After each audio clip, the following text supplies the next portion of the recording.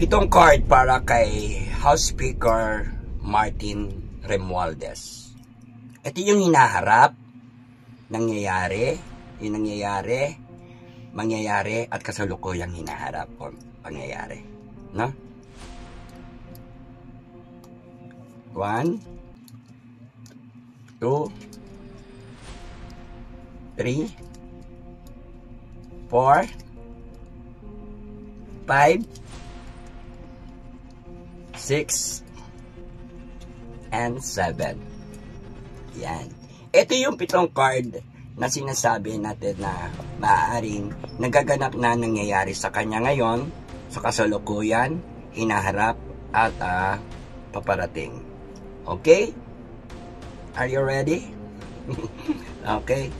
Thank you very much for watching. Kaya, supportahan nyo yung channel ko. Maraming salamat sa inyo at i-share nyo yung aking video. Eto na. Dahil sa inyo, ako tuloy ng gawa ng video. Okay, thank you very much din. Ayan. Sinasabi dito ay nangyayari sa kanya yung para bang isang dagat.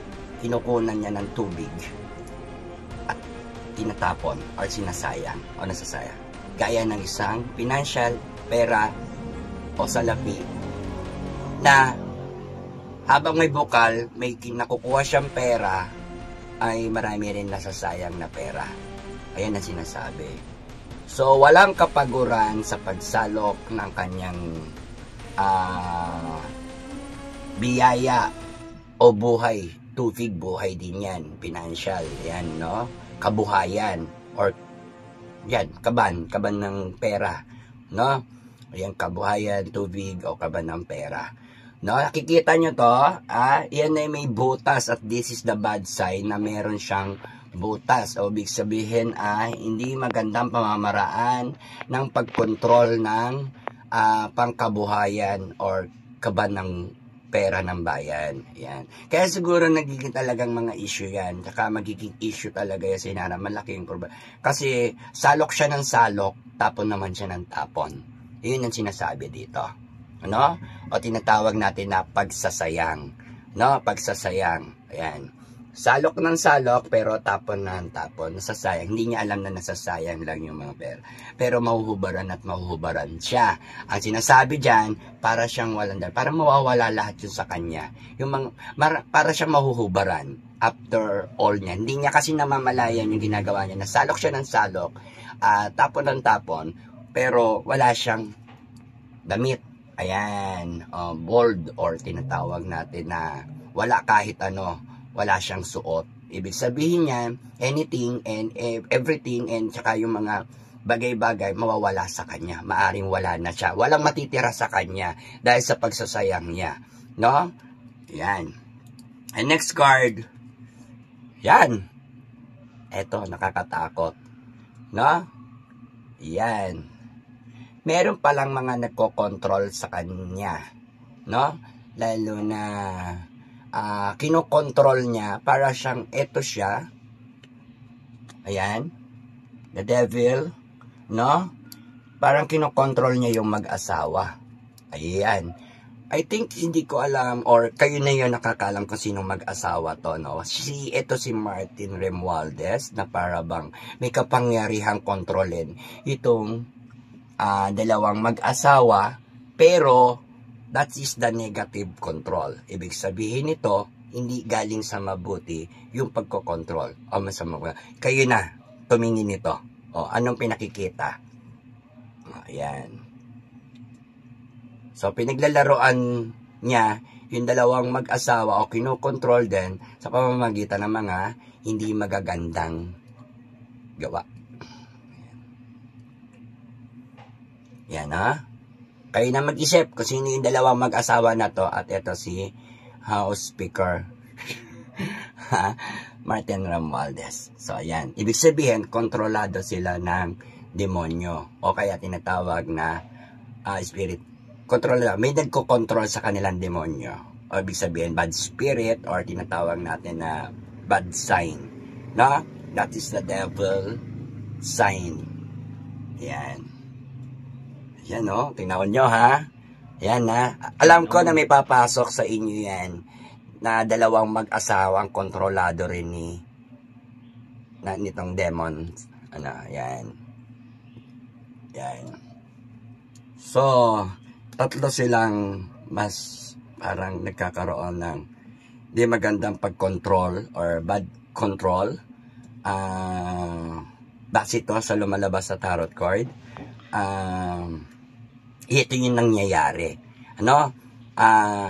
May nangyayaring kinokontrol yung mag-asawa ng demonyo. At yung demonyo, sino ang ginagamit ng demonyo?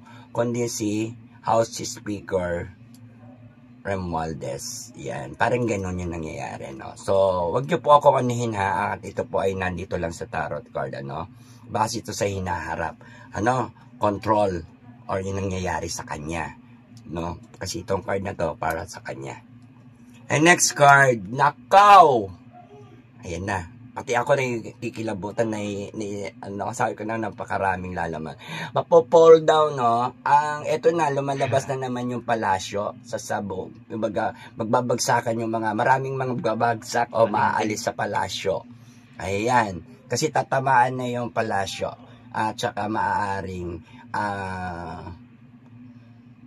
tawag dito, hindi maganda yung sign ng palasyo. Babagsak yung mga tao, mawawasak yung mga samahan nila doon, o yung mga nagtatrabaho, yung whatever. Kung ano. This is the bad sign din. Bakit ganun? Puro bad sign. No? Ayan. Ito. Mayroon pa rin hawak na pag-asa humahawak ng pag-asa si House Speaker Martin Romualdez. Malalagasan lang siya pero hindi mauubusan. So, ayan tinatawag na hawak pa rin niya yung pag-asa. So, meron pa rin siyang hawak-hawak na pag-asa at umaasa siya doon sa kanyang family tree or pinagkukunan ng kanyang pangkabuhayan o whatever na inaasahan. Ayan. Dahil sa inaasahan niya at gusto niya maasam-asam, hawak niya yung pag-asa. Ano? Ayan. The Wands. Ace of Wands. Ayan. And next card. Ayan.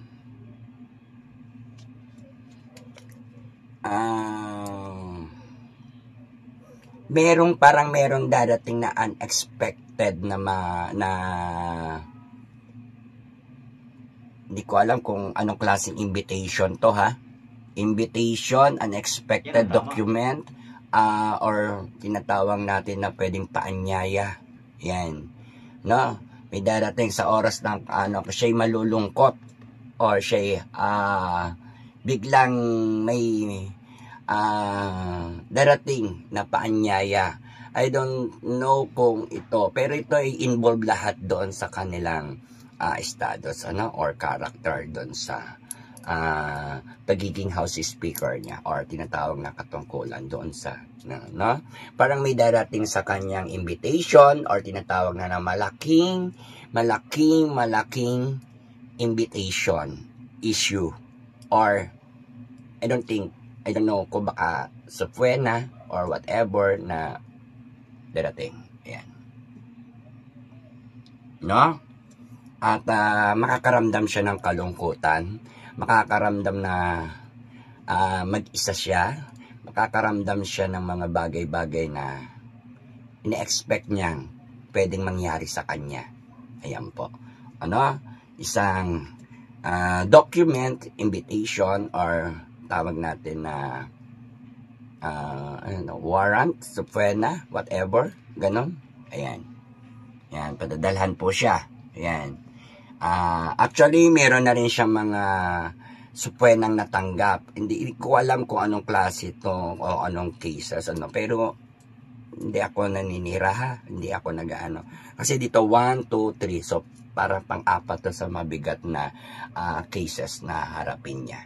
Ayan. At tingnan nyo siya, nalulumbay na malungkot. Ayan. Ayan. So, bumabagal yung career niya. Yung takbo ng career niya ngayon bumabagal. Pero, nandun pa rin yung pag-asa niya na maharap siya sa competition of slow but surely doon sa kanyang ginagawa. No? So, ang karakter niya ay nag-i-slow habang nag-iisip siya. No? Tumatakbo habang nag-iisip. Ayan. Ito na yung the last card na masyado ng depression siya, masyado ng 50-50 yung kanyang style kasi para siyang hinating buwan at araw, stress, consumption, and full energy but not timing energy, sira yung energy ng kanyang mga nangyayari. Tapos ang dami, ito yung the moon, ang daming klase ng mga umaalulong sa kanya. Ayan, iba't ibang klase ng hayop o sounds ng tao or sounds ng mga nagkakagulo. Ayan, kung makapapansin nyo, ito siya, ayan, half moon, half yan. So very stressed. Tingnan mo, hindi na lang niya pinapansin yung mga nagagalit sa kanya, iba't ibang klase, iba't ibang lahi, at iba't ibang mga uri, at iba't ibang mga alulong. So maraming maingay. So maririnig niyo yung mga ingayan ng kabilang side. Kaya dito merong mga mahadlang sa kanya o hahadlang dahil sa tindi ng kanyang mga kaguluhang hinaharap or haharapin dahil dito maraming mga nagagalit. Ayan. Ayan na, iba't ibang uri ng mga nagagalit o ugali ng tao na dito ay nakalagay ay pero hayop. No? Ibig sabihin naman yan yung mga umaalulong, iba-ibang sound effect, iba-ibang on-air na sound effect from any person or any elements or any iba't ibang klase, iba't ibang uri at iba't ibang na galing sa galit. No? So ayan, magagalit. So ayan, kung makikita nyo, wala akong nakikita rito na for goods, no? Para yan. So nakakatakot yung mga card niya, nakakakilabot at saka may nagko-control na demonyo. Ayan talaga yung topic dito, no? Na parang mas higher energy. Pati yung Malacanang nandito, magda-down, babagsak. Ayan. So, ayan, nakakatakot pag lost tayo ng pera. Oh, salok ng salok hanggat may tubig ang balon. At tinatapon lang, o natatapon lang. No? Ayan. Tapos, kaguluhan. Ayan, kaguluhan yan, maraming mga malulong, maraming mga hindi ko maintindihan yung mga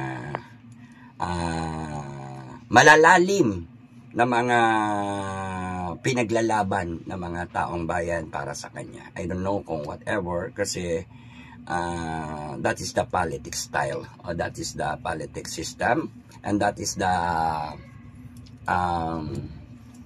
medyo madugong labanan akong nakikita.